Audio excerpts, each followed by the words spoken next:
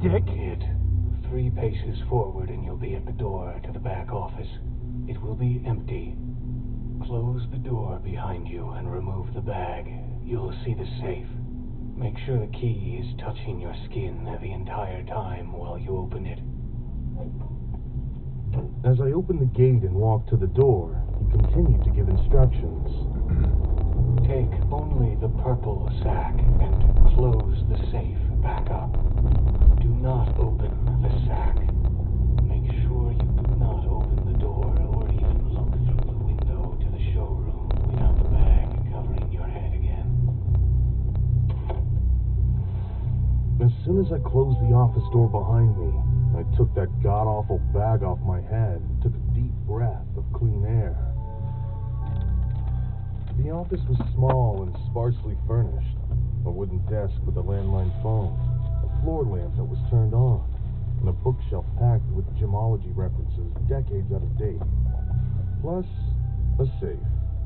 A large top-of-the-line safe. And I couldn't crack a safe with one hand, so I shoved the key into my sock. Crazy, I know. But with this guy, I wasn't going to take any chances. Not yet, anyway. He'd said it had to be touching my skin. Someone had doodled all around the dial with a permanent marker, which was strange, but it was easier to open than I'd expected. It took just 10 minutes. The safe didn't make a sound as I opened it. For a moment, I couldn't do anything but stare. I'd expected to see jewelry, cash, loose stones, maybe even drugs or a few guns. But there wasn't any of that. The safe was full of junk. I didn't look through it all, but what I saw made me uneasy. Monopoly pieces carved out of bone. Sepia prints of children with their mouths open wide. What looked like an Elvis Presley death mask. A stack of quarters with Washington's eyes scratched out. You get the idea. The worst, though? The worst was a pile of crayon drawings of the 9/11 attacks. Even though they were clearly done by small children, they felt more vivid and horrible than actual photos from the scene. Come on, you dick. After a couple of minutes searching, I found it. A purple Crown Royal sack with the cords cinched shut. I closed the safe and glanced towards the door.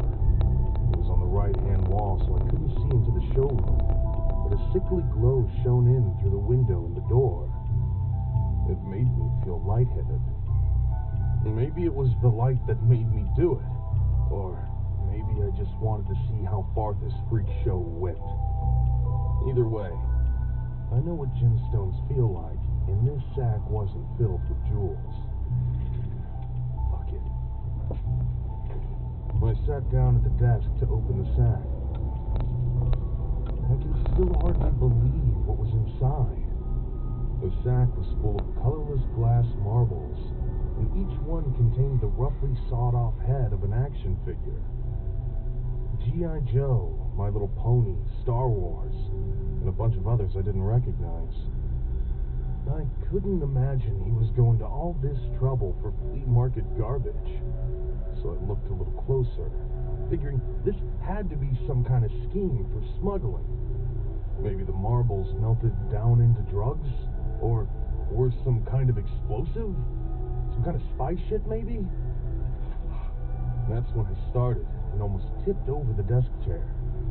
Every single one of those sawed-off doll heads was facing up. I'd swear I'd seen those heads turn to stare directly at me. I closed the